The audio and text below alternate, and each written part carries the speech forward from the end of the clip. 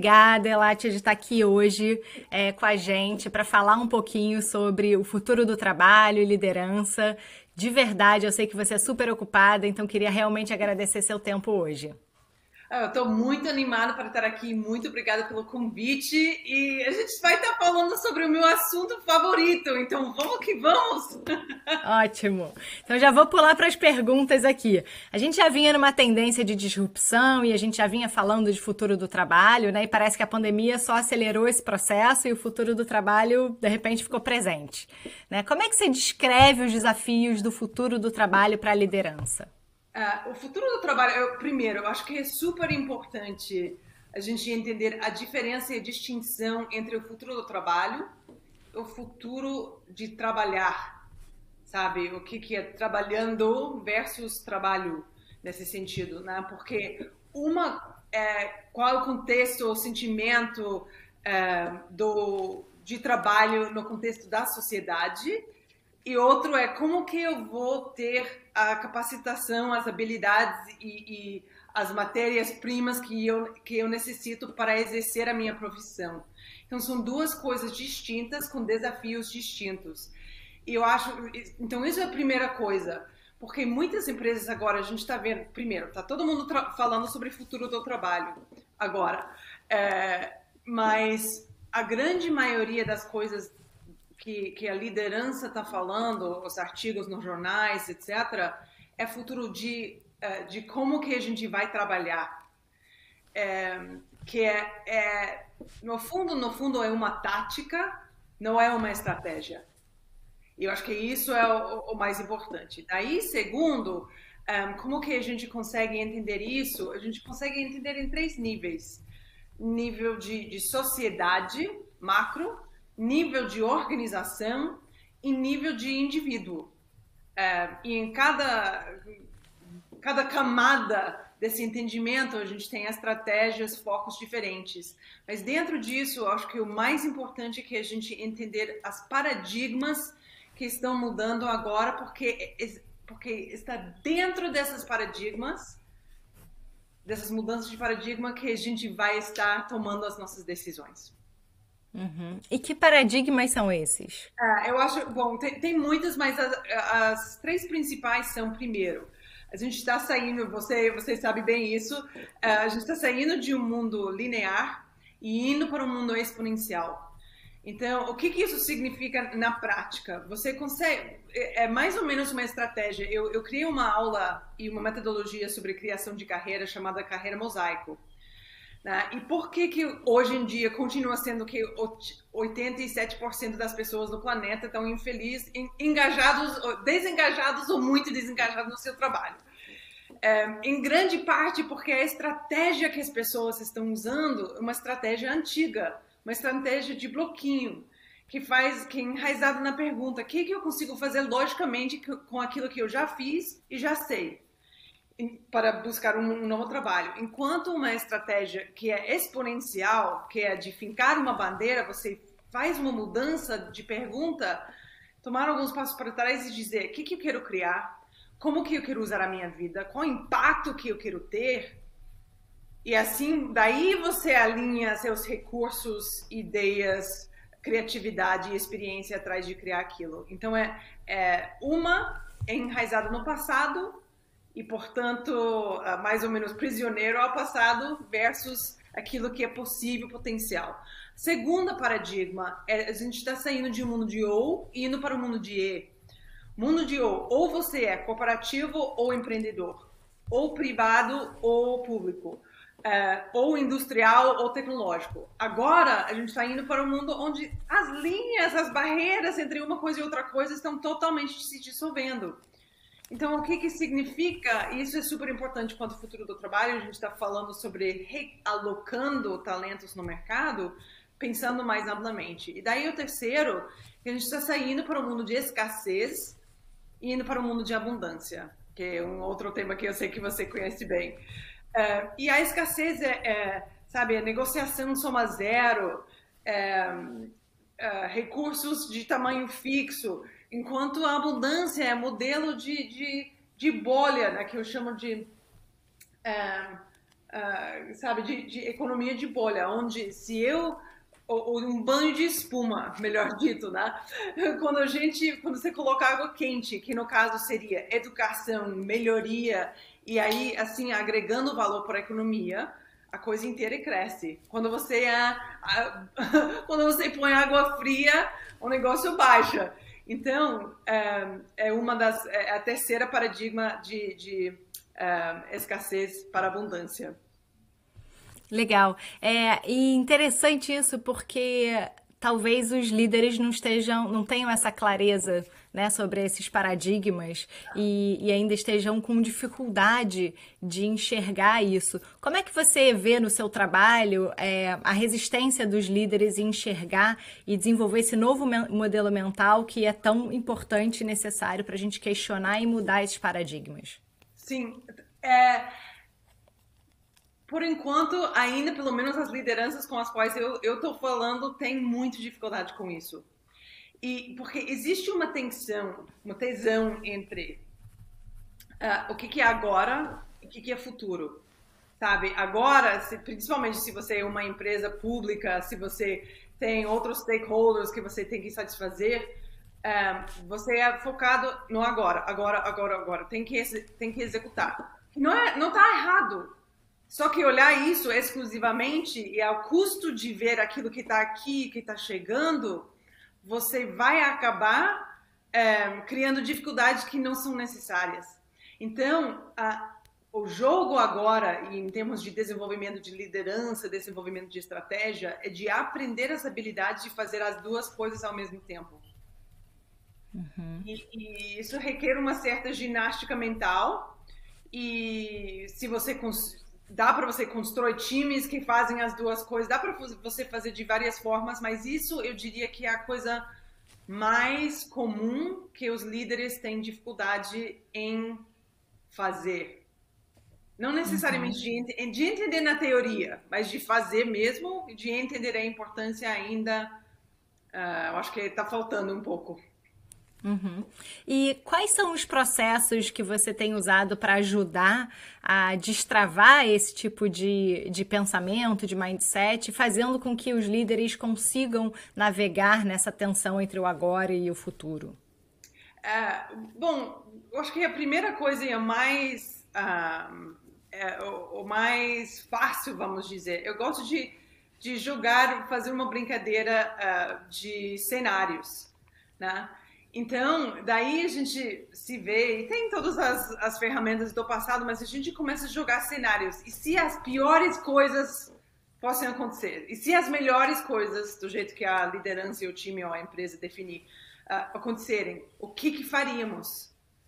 E daí você começa, é simplesmente um exercício de pensamento, mas de abrir um pouco o leque, de começar a ver um pouco mais, de abrir um pouco a abertura da câmera e ver um pouco mais do campo para você conseguir entender as mudanças antes de que elas chegarem. Uhum. E além desse exercício de cenário, quais são outras ferramentas, estratégias ou frameworks e metodologias que você mais tem usado para ajudar as empresas e as lideranças a navegar nesse processo? Eu acho que a segunda coisa é quando a gente começa a falar sobre planejamento estratégico, é de entender que a gente está saindo de um plano, daí passando por um mapa, daí passando por em português se chama bússola, né? Que a estratégia não é mais uma coisa fixa. Então, esse é o primeiro. E daí, então, segundo, como que você cria uma estratégia que tem essa flexibilidade com o mercado? Você volta para esse planejamento exponencial. Quando você, como organização, você toma alguns passos para trás. Tem vários traços pegados de design thinking, de agile processos. E daí você, ok, beleza, daqui a 18 meses eu quero estar aqui. Sabe, no meu mundo ideal, eu desenharia uma organização que faria X, Y, Z. Beleza, então você começa a alinhar suas estratégias, seus times, seus recursos para poder criar esses resultados. Né? Então, essa seria uma segunda ferramenta. Planejamento exponencial. Legal. E o que na sua experiência, o que mais impede as pessoas de conseguirem criar esse futuro, né? Seja o futuro da liderança, seja o futuro da sua empresa, mas também as pessoas criarem o seu futuro enquanto carreira. O que mais impede as pessoas de fazer isso? É o entendimento que o futuro não é agora, sabe? As pessoas, com a palavra futuro, do jeito que a gente foi ensinado, o futuro não é agora, é algum momento lá na frente que a gente não sabe quando vai chegar, então fica distante. Eu acho que o próprio Peter Diamandis e Stephen Cotton, naquele livro, não sei o título em português, O Futuro é Mais Rápido do que Você Imagina, mais ou menos traduzido.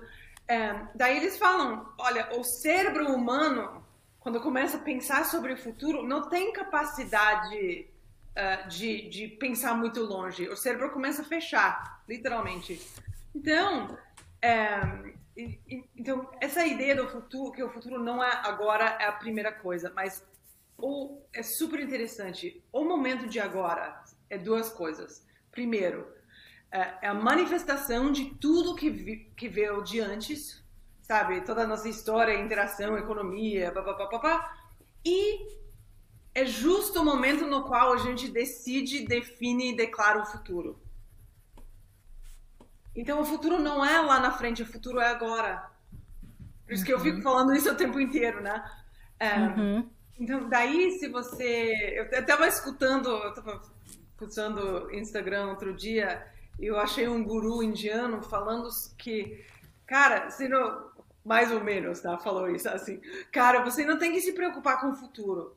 Você cuida do presente e o futuro vai cuidar de si mesmo. E é justamente porque a gente cria o futuro agora. Então, o que eu estou entendendo é que, na verdade, as pessoas têm uma dificuldade com a própria palavra futuro, o conceito do futuro, e linkar, né, as consequências do que você faz agora, né, as decisões que você toma agora, ou as definições que você toma para sua vida agora, tem relação com o futuro. Eu vejo também um pouco o medo das pessoas, né, essa incerteza toda que a gente vive, não saber o que vai ser, então prefiro estar na minha zona de conforto, que é mais fácil, né? E eu não me arrisco. Você vê um pouco isso também na vida das pessoas, nas organizações e lideranças? Apenas em quase todos os cantos do mundo. Sabe? O medo, a gente tem medo. E o futuro pode trazer medo. O desconhecido pode trazer medo. Mas isso foi de ajudar as pessoas a não sentirem tanto medo frente à incerteza.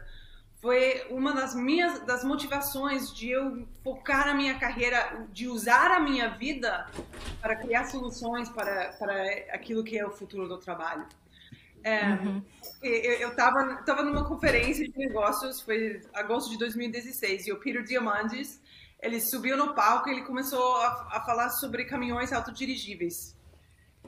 E eu gosto de tudo e qualquer coisa que é inovação, coisa nova e tal, porque eu fico super animada com as possibilidades. Aí, beleza, vai ser muito legal, vai mudar a logística, a distribuição, tudo que a gente entende como o mundo, blá, blá. Mas daí, logo no mesmo momento, caiu como um relâmpago, mas o que vamos fazer com todo esse povo? Porque aqui nos Estados Unidos, ser caminhoneiro é o trabalho mais popular em 26 dos 50 estados. E daí você começa a pensar, os caminhoneiros, e daí lanchonete, posto de gasolina, e você começa a ver as ondas e o impacto na economia. Putz, que vamos fazer com todo esse povo? Daí foi a partir dali que eu comecei a fazer as minhas pesquisas, que em janeiro de 2017 botei tudo que eu tenho no armazém, fora do que cabe no meu bagagem de mão, para sair em busca de perguntas, essa resposta, a resposta a essa pergunta, como que a gente pode empoderar sucesso frente a grandes mudanças. E no fundo, a pergunta é como que você consegue dar as ferramentas para as pessoas não sentirem medo do desconhecido. Então você vê isso em todos os lugares do mundo. E uma das maneiras mais fáceis de você começar a perder o medo é de você criar a incerteza você mesmo. Você começa a dançar com a incerteza você mesmo. E daí, como qualquer outra coisa, é um músculo que você treina. Nossa, interessante isso, você criar a sua própria incerteza, né? E é como se você estivesse criando a sua próprio desconforto e a sua capacidade de ficar nesse desconforto e dançando e né, ao mesmo tempo planejando.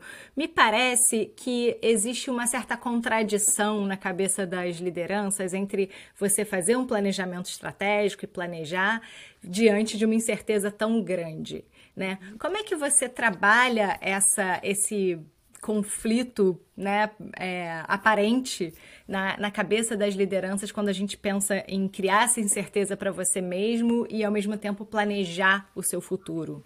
Sim, sim. Bom, primeiro, sem chegar com uma mensagem que o mundo vai acabar, porque não é muito longe disso, mas é uma coisa. A gente está no iniciozinho da quarta revolução industrial. Menos de 1% das disrupções e das mudanças que estão por vir têm chegado. E aquilo que chegou com a pandemia foi um relâmpago e foi duro, está sendo, continua sendo nesse momento que a gente está vivendo agora, difícil, complicado, etc. Mas isso não chega nem perto aquilo que está chegando. Então, do meu ponto de vista, se você não pensa sobre aquilo, o futuro, se você não resolve essa questão de agora e futuro, se você não treina suas lideranças para ser resiliente, tua empresa não vai sobreviver. Ponto final. Sabe, e com a pandemia, a gente vê essa questão de resiliência. Aqui nos Estados Unidos, eu vi uma estatística outro dia, o índice de ligações para o centro de, como se fala, de contra-suicídio aqui, aumentou 891% nos últimos 12 meses. Uau! E essas pessoas que estão ligando são suas lideranças, seu conselho, seus high potentials, seus estagiários. Então, se isso está acontecendo e as pessoas com a pandemia não têm capacidade de liderar com o desconhecido, e isso não chega perto à mudança que está por vir, e por mim, ok, você não precisa me escutar, você pode continuar fazendo aquilo que fez, mas daí a gente começa a citar, eu não sei o número exato, mas a gente olha aquele good to great, e daí todos os Fortune 500, S&P 500, que é o número, que é a lista que estava aqui faz 20 anos, 30 anos, etc. Onde que estão? Entendeu? Não estão mais, né? As empresas que estavam nessas listas não estão mais. E você está falando você citou esse dado de aumento de 891%, né, das ligações para a Central de Prevenção ao Suicídio. Sim. E a gente vê realmente um aumento de questões relacionadas à saúde mental. Burnout no trabalho, as pessoas trabalhando de casa têm trabalhado mais horas, né? Estão mais tempo conectadas. Isso aumentou muito durante a pandemia mesmo. E como é que você vê essa relação da saúde mental com o futuro? Como é que você enxerga esse movimento de crescimento da saúde mental? De questões relacionadas à saúde mental? Eu acho que, por mim, assunto número 1, sabe? Quando a gente está falando sobre crise ambiental, depois, sabe, a segurança física das pessoas, isso vem em terceiro lugar, né? Porque, como eu falei, as mudanças que estão aqui, que estão por vir, só vão aumentar. E então, mesmo antes da pandemia, eu tinha começado a focar o meu trabalho muito nessa ideia de resiliência. Como que a gente cria resiliência? Daí, em setembro e outubro desse ano passado, eu gosto muito de fazer experimentos. Então, fiz um experimento de 7 semanas, onde convidei todas as minhas conexões no LinkedIn para uma conversa de 20 minutos. E dentro desses 20 minutos, eu faria 5 perguntas. Como que a gente está conectado? O que você está fazendo agora? Qual o maior desafio que você vê? Qual a maior oportunidade que você enxerga? E daí, qual conselho que você, como ser humano, daria para mim, outro ser humano que está olhando os próximos 18 e 24 meses? Eu não sabia o que iria ocorrer. mas no final dessas 7 semanas tinha 161 conversas, mais de 80 horas de diálogo com gente em 24 países. E dessas conversas, 85% das conversas foram ou em parte ou 100% sobre a ideia de resiliência e saúde mental. Buscando, precisando desenvolver, achando quando não achava que tinha, presidentes de empresa preocupados com saúde mental de seus funcionários e não sabendo o que fazer com isso. E em termos de dificuldades da ansiedade e até suicídio em família, assim, o espectro inteiro. Então, eu volto de novo e estou terminando agora um white paper chamado Resiliência, um imperativo estratégico para o mundo de post-Covid, porque se a gente não pensa sobre isso, eu volto para um ponto que eu fiz anteriormente. Se os seus funcionários estão em crise mental, tua empresa não vai prosperar. É simples assim. Então, e daí a gente vê a prova financeira, né, com essas estatísticas que eu te falei, mas com BetterUp e outras empresas, Calm, que a gente tem aqui nos Estados Unidos e outros aplicativos. Então, essa é uma coisa fundamental e uma capacidade de liderança que, se eu tivesse dentro de um centro de desenvolvimento e aprendizado de uma empresa, eu teria resiliência e esse negócio de futuro e agora como treinamentos número 1 e número 2. Transformação digital não chega nem perto da importância disso. Perfeito. E dado que existe essa preocupação tão grande com a saúde mental, o bem-estar, né? E acho que até uma questão interessante, né? As pessoas acham que os funcionários mais produtivos são os mais felizes, mas talvez os mais felizes sejam os mais produtivos, né? E qual o papel das organizações, né? Porque agora começa a mudar, dado que a saúde mental é uma questão na vida das pessoas e a gente não tem mais a separação entre o profissional e o pessoal, né? Porque somos um ser único, integral Isso. né? Como é que as organizações estão vendo, como é que a liderança pode endereçar essa questão de saúde mental e burnout, que pelo visto não vai sumir de uma hora para outra, dado que a incerteza vai continuar, a ansiedade vai ser maior, como é que como é que elas podem endereçar essa questão? Bom, eu fiz uma palestra outro dia, foi muito legal, foram 3.000 pessoas em 15 países. E o assunto da palestra foi a alquimia estratégica. E no fundo, a alquimia estratégica qual é o meu papel como futurista? É de transformar aquilo que é futuro, o desconhecido, a disrupção, grandes mudanças, etc., e o entendimento disso, em coisas úteis que a gente pode fazer para usar para criar resultados hoje. Então, quais as ferramentas disso? Primeiro é o experimento, que eu já falei que eu gosto de fazer muito. Segundo, é uma bússola, que isso vem como resultado do experimento que eu fiz de futuro do trabalho, vivendo de uma maleta durante mais de um ano. A bússola vem com mindset, educação e colaboração. Mindset, como que a gente deve pensar e treinar as nossas cabeças para reagir, ou melhor, dirigir as grandes mudanças. Segundo, educação. Fundamentalmente, o que a gente precisa aprender, desaprender, reaprender. E colaboração. Com quem e como que a gente precisa se conectar para criar resultados. E daí a terceira ferramenta seria uma bateria de resiliência, e isso se divide também em 3 pilares, que é a clareza de quem eu sou, isso tanto para a sociedade como para a empresa, como indivíduo. Clareza de missão, visão, o que a gente está criando e como proteger aquilo. Uma palavra que não existe em português, mas em inglês é fearlessness, de baixar o medo, porque e seria muito lindo se usasse coragem, porque clareza, coragem e conexão são as 3 coisas e ficaria super lindo.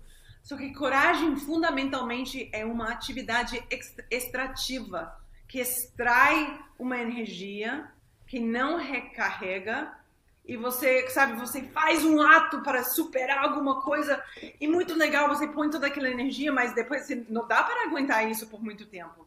Porque em algum momento você vai ter que baixar. Então, falo de fearlessness, de baixar o medo, porque com disrupção que não vai embora, que vai continuar, que não tem um fim em vista, é de aprender a continuar lidando com isso. E daí, por último, conexão. Como que a gente se conecta? Essa ideia que você falou, engajamento não é a mesma coisa que produtividade. E por que a produtividade aumentou tanto, principalmente no início da pandemia? Primeiro, o pessoal tinha medo, então sabiam que podiam pelo menos controlar seu trabalho. Estavam com medo que seriam mandados embora. Então foi isso. E daí, o que mais que vão fazer? Porque estão em casa por horas e horas e horas e horas. Então, engajamento não é a mesma coisa que com produtividade. Então, essa é a terceira ferramenta, que é essa bateria, que é clareza, fearlessness, ou baixar o medo, e conexão. Como é que a gente se conecta e se engaja. Interessante isso, que quando você fala de clareza, para mim vem a questão do autoconhecimento. E como isso ainda é um gap na maioria das lideranças, né? Que não conseguem articular sua missão, sua visão, seu propósito. Talvez consigam dizer o da empresa, mas como é que o seu não está conectado? Como é que é a sua experiência em relação a esse trabalho que você tem feito e em relação ao autoconhecimento? Você acertou, você não podia ter acertado melhor do que isso. Quando eu primeiro saí do mundo corporativo, saí para criar soluções a esse problema que 87% do planeta está desengajado, muito desengajado no trabalho. Que é louco isso. Ano depois ano, durante décadas de tempo. E para solucionar isso para as pessoas, criei uma estratégia de carreira que eu chamo de carreira mosaico. E a carreira mosaico, diferentemente que uma carreira de escada que todo mundo é familiarizado, carreira mosaico, você faz esse planejamento exponencial, você toma alguns passos para trás e você faz alguns exercícios de desenho de vida, falando para si mesmo, o que eu quero criar, qual impacto que eu quero ter, como que eu quero usar a minha vida, esse tempo que a gente tem aqui. E no processo de desenhar isso, ou aquilo que seria o melhor que você consiga imaginar nesse momento, nessa hora, você começa a ver as coisas que você valoriza. É conexão, é desafio intelectual, é grana, é viajar, é família, enfim. E daí, com a definição desses valores, você pode utilizar esses valores para avaliar se o teu trabalho vai te fazer feliz, se a tua empresa, se teu cargo, se você precisa mudar, não mudar, mas é trazendo essa clareza. Porque a grande maioria das pessoas estão andando nesse planeta totalmente dormidos ainda. E, portanto, sofrendo que não precisam sofrer. Uhum. Uhum. E além desse trabalho de autoconhecimento, né, quais são alguns elementos que a gente pode pensar para ajudar os ouvintes aqui que estão ouvindo a gente, além de articular os seus valores, por exemplo, e tentar enxergar se esses valores estão conectados com o seu trabalho? Quais são outras perguntas, né? Você falou algumas, o que você quer fazer com o seu tempo, né? Aqui, com a sua vida. Quais são outras possíveis reflexões que a gente pode ter para que a gente tenha maior clareza sobre o que a gente quer? Sim. Como que você gosta de se divertir? Quais as coisas que te trazem felicidade? Ou para fazer como trabalho, ou para integrar mais na sua vida.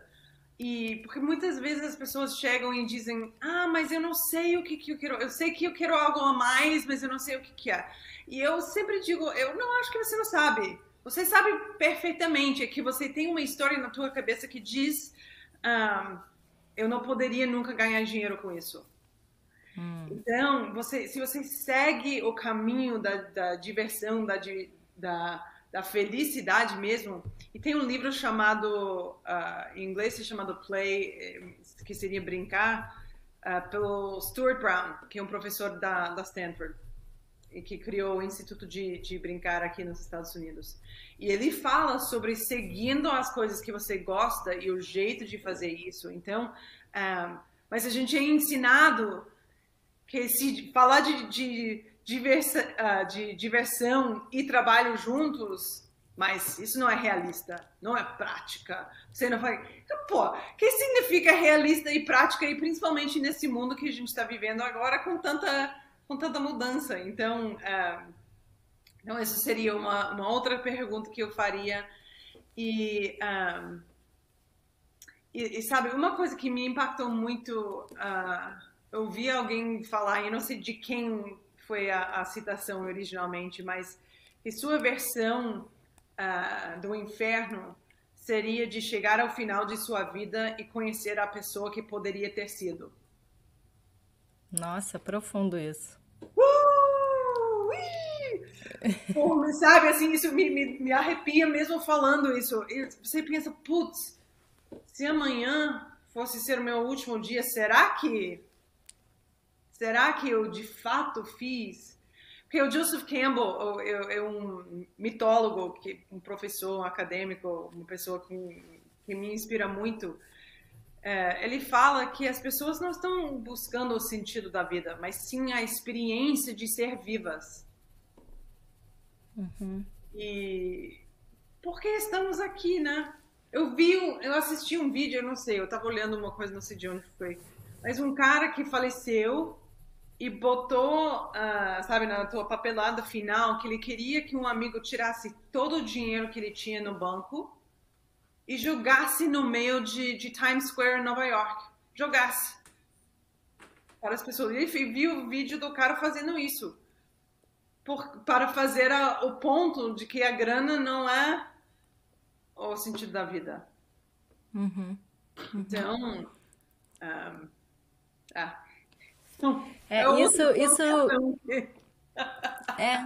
uma pergunta que eu gosto de fazer para algumas pessoas é se o dinheiro não fosse problema, né? É que a gente coloca o dinheiro como problema. O que você faria, né? Se o dinheiro não fosse métrica, né? É interessante essa provocação, porque aí também está muito ligado a medo, né? A gente toma decisão baseado no medo de não ter dinheiro, e o dinheiro acaba sendo uma grande métrica mesmo nas nossas decisões. E aí, a gente pensando nesse futuro e nessas discussões até mais filosóficas, né? Sobre clareza, autoconhecimento, o que a gente quer da vida, como é que as lideranças podem se preparar? Porque talvez, pensando um pouco nesse futuro que é agora, né? Talvez a gente esteja pensando num novo modelo de liderança, uma nova forma de pensar, uma nova forma de se comportar e liderar. Como é que você enxerga isso? Absolutamente. Sabe, a gente está saindo de um mundo do mundo de ou para o mundo de sim, vamos medir como empresa a parte econômica, porque sem a grana a gente vai estar mudando para uma definição de apenas sucesso financeiro e indo para um sucesso de valor. Qual o valor que você está criando? Para uma definição um pouco mais ampla. Então, lendo e entendendo sobre isso, e com o IPO da Coinbase essa semana, o planeta levou um grande passo para frente em questionar fundamentalmente o que significa valor no planeta e como que a gente vai medir isso daqui para frente. Então, isso já é uma coisa, mas sabe, de treinamento, eu recomendaria treinamento de resiliência, sabe? Esse framework que eu criei, eu já comecei a dar aula, workshop e coisas nesse sentido, mas se vocês trabalham comigo ou com outra pessoa, é de aprender como resiliência, como prática, resiliência organizacional e estratégico e individual, trabalhando as duas coisas ao mesmo tempo. A gente vê o exemplo da Ambev no Brasil, eles têm agora uma diretora de saúde mental. Enfim, então como que você vai começar a fazer amigos com o desconhecido? E pode começar com uma coisa super simples. Quando você sai de casa, em vez de dobrar à direita todo dia, você dobra à esquerda. Mas você começa a fazer coisas que expandem o seu cérebro para que não fique com medo, para que a primeira a reação não é de medo de congelar, mas sim de, ok, o que está acontecendo aqui? Eu fui, faz uma semana, 2 semanas, eu fui para uma academia de saúde mental. E Que esse interessante. cara, porque eu tô super no meio desses experimentos de resiliência, e, e eu acho que, pô, você instala academia normal, física para seus funcionários, instala uma dessas e você vai ver que a qualidade de vida das pessoas vai aumentar incrivelmente. Mas faz aula de improvisação de comédia, faz aula de alguma coisa que você não entende, mas qualquer coisa que você faz para expandir a capacidade de pensamento. E por último, eu simplesmente falaria, e isso vem com as ferramentas que eu ensino também, uma prática muito forte de questionar suas premissas, suas verdades, eu, entre aspas, né? Porque aquilo que a gente estava falando mesmo antes de gravar, não existe preto e branco. E aquilo que você acha que é verdade, mas é verdade porque a gente, como um coletivo, pensa que o mundo é assim.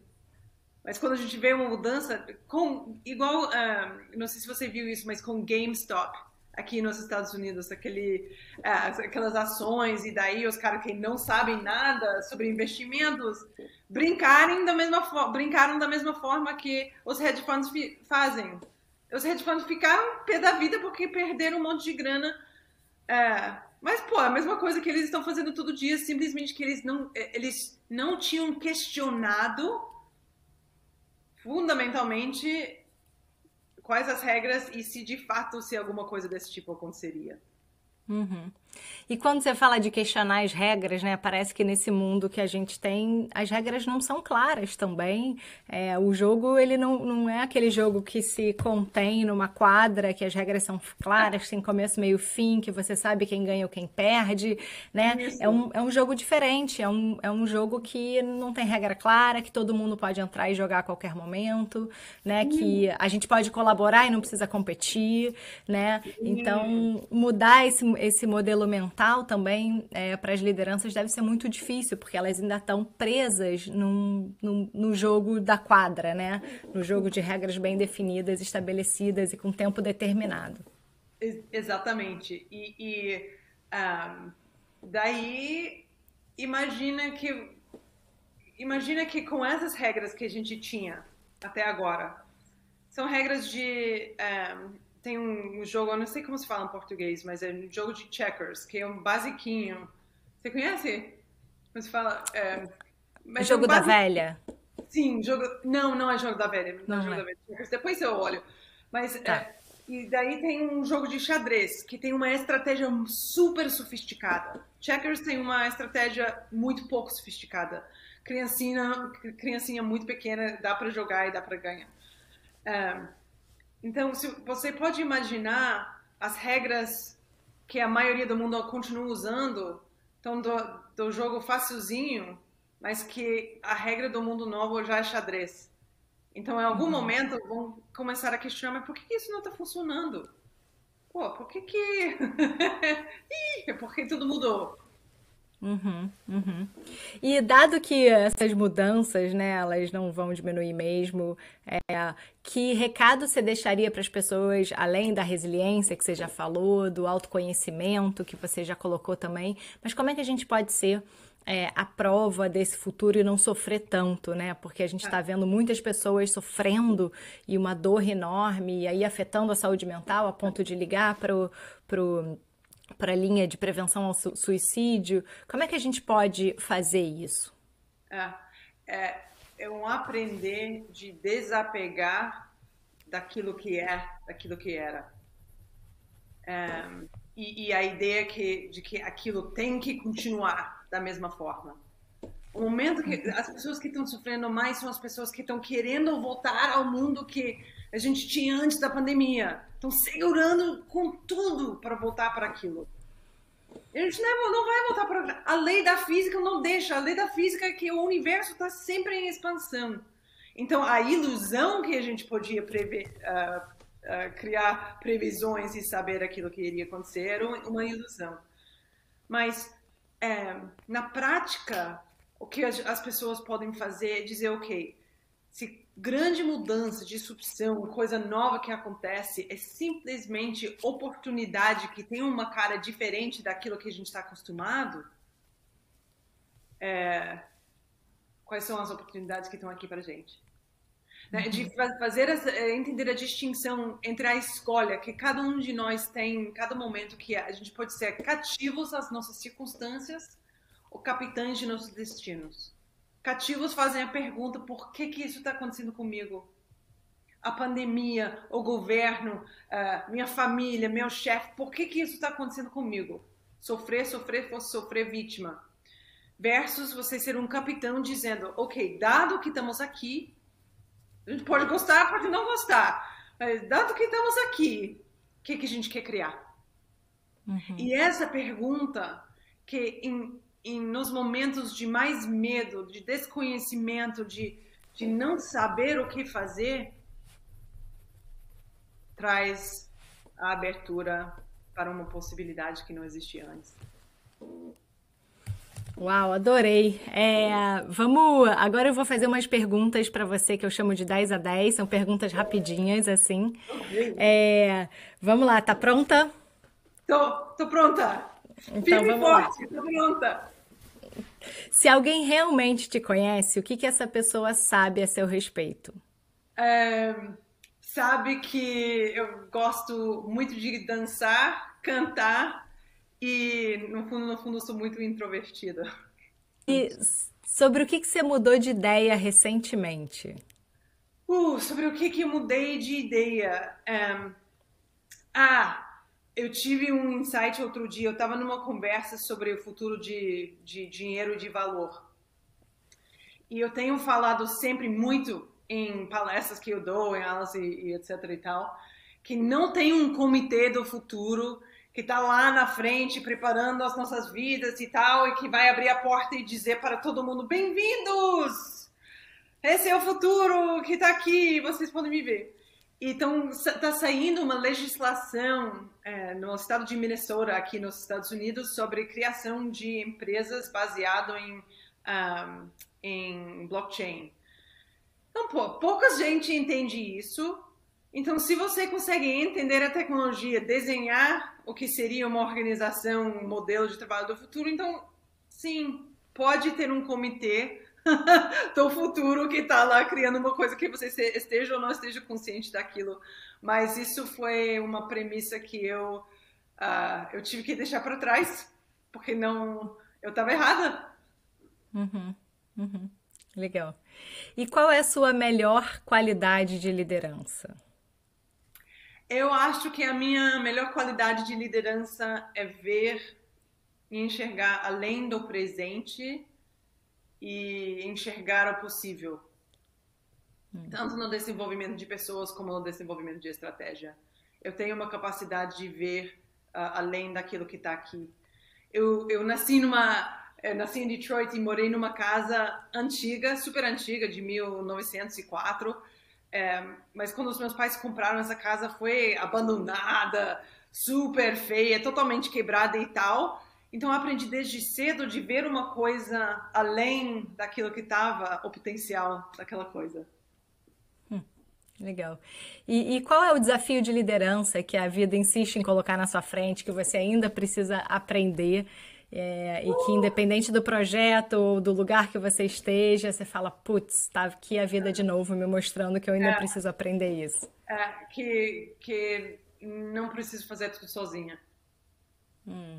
É de que colaborar para chegar aonde você quer chegar, você tem que estar com as pessoas certas. Legal. E quando você pensa em liderança hoje, o que você acha que elas mais precisam? Resiliência. E um senso de possibilidade, né? Que tá tudo mudando. A gente não dá para controlar isso, vai mudar. Então, em vez de ficar preocupado o tempo inteiro do que vamos fazer, como que vai... Ok, como que a gente brincar com isso? Desastre está chegando. Será que o desastre poderia ser a melhor coisa? Não sei. Mas trazendo esse tipo de questionamento. Legal. E hoje a gente vê na internet que ela tá cheia de frases feitas e verdades absolutas. Qual verdade absoluta sobre futuro ou sobre liderança que você lê que você fala, putz, não é nada disso? Ou então uma que mais te irrita, que você já viu muito? Eu não. Tá me faltando uma específica, né? Mas esse negócio de qualquer coisa absoluto que a gente vê. Se você não é isso, você vai fracassar. Se você não é aquilo, você vai fracassar. Pô, você não vai fracassar. Você vai tomar um outro caminho e descobrir aquilo que. Se você gosta, se você não gosta. Então, esse negócio de absoluto, gente do céu. Acho que esse é o mais complicado. Legal. E qual é o seu maior medo?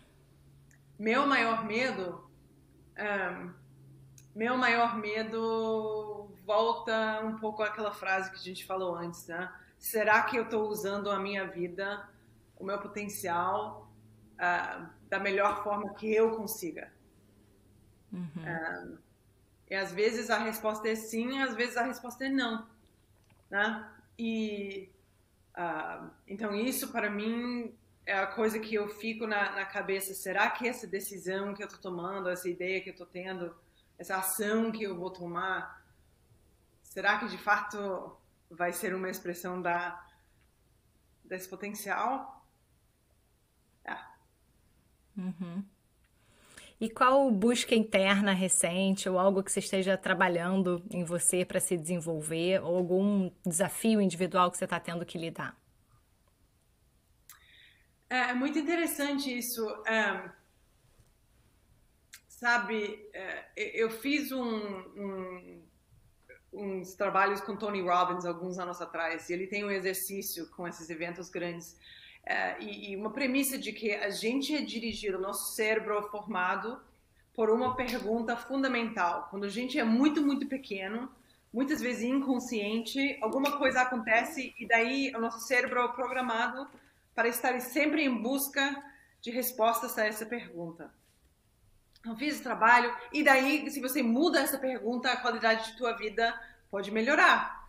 Então, fiz esse trabalho, mudei o meu, que ele chama de pergunta primária, para uma coisa que mais me serve, e beleza, vivendo uma vida super melhor, não sei o quê, e daí, outro dia, tô num curso de desenvolvimento financeiro ou psicológico, e, cara, descobri outra coisa que eu nem sabia que estava dentro de mim, que eu tava, putz, isso aqui, porque daí eu cresci num ambiente, principalmente no início, que foi super turbulente. Então eu sempre tinha na minha cabeça, e isso foi o achado, o pensamento de qualquer coisa boa, sempre imaginava que iria acabar. Sempre tinha uma ameaça que iria acabar. Então, pô, você imagina que você está andando fazendo isso. Eu tive essa realização essa semana, então eu estou super grata porque o momento que chegou a realização, agora chega o momento que você consegue trabalhar e superar. Legal, porque a gente é um trabalho de vida inteira, né? Esse tal de autoconhecimento. A vida inteira. E mais que você sabe, mais que você aprende, mais que você sabe que você não sabe absolutamente nada sobre absolutamente nada. É isso mesmo. E se você pudesse escrever em um outdoor, uma frase, um lema ou alguma coisa que você acha que o mundo precise ler, o que que você escreveria? Tudo é absolutamente perfeito onde você está. Embaixo E disso, respira. Respira. Mas é ok. Eu te prometo, é ok. Vai ser ok. legal, acho que essa frase ajuda a acolher as pessoas também, né? Nesse momento, acho que esse acolhimento é importante. As pessoas estão precisando, né? Depois de tanto tempo sozinhas com dúvidas, isso porque a conexão é tão importante, né? a gente, no fundo, é um animal social. Então, estar separados como isso não está fazendo bem para ninguém. Então, tá perfeito. Você tá ok. Você tá bem onde você tá. Nesse momento, e nesse outro. Em todos os momentos. Perfeito. E para fechar aqui, que livro que você acha que toda pessoa deveria ler ou algum livro que você mais deu de presente na sua vida que você recomenda? Ultimamente, eu tô bem com esse livro 21 Perguntas para o Século XXI, de um acadêmico histórico qual é o nome dele? Raval? Yuval Harari. Yuval Harari, yeah. É, e dá uma ajuda de entendimento sobre aquilo que está acontecendo aqui, que pode ajudar, principalmente quando a gente está falando sobre lideranças, a gente está preocupado sobre sua carreira no futuro, que dá uma abertura acessível ao porquê que é importante a gente questionar aquilo que está acontecendo agora. Interessante você falar esse livro. Eu tenho um clube da leitura e a gente foi o último livro que a gente leu, 21 lições para o século XXI, e foi incrível porque teve muito questionamento, não só questionamentos sobre a vida, mas questionamentos internos também, das narrativas que você conta para você e como é que você conta narrativas que não estão sendo mais úteis para sua vida, mas você insiste em contar elas quando você pode mudar a sua história. Né? Então, acho que isso tem muito a ver com o nosso papo hoje. Muito legal. Querida, adorei a conversa. Muito obrigada pelo seu tempo. Acho que, assim, você trouxe visões, perspectivas e questionamentos que vão agregar muito aqui no nosso podcast. Vai agregar a visão de mundo e de futuro do ouvinte. Muito obrigada. Obrigada eu pelo convite. E vamos que vamos para o futuro, todo mundo junto. Vamos. E como é que as pessoas que estão te ouvindo podem saber mais sobre você? Onde é que elas podem te encontrar? Sim, podem me encontrar no meu perfil de LinkedIn, que é a plataforma que eu mais uso, e também no meu site, que é www.ileixabate.com. Perfeito. Muito obrigada. Obrigada eu.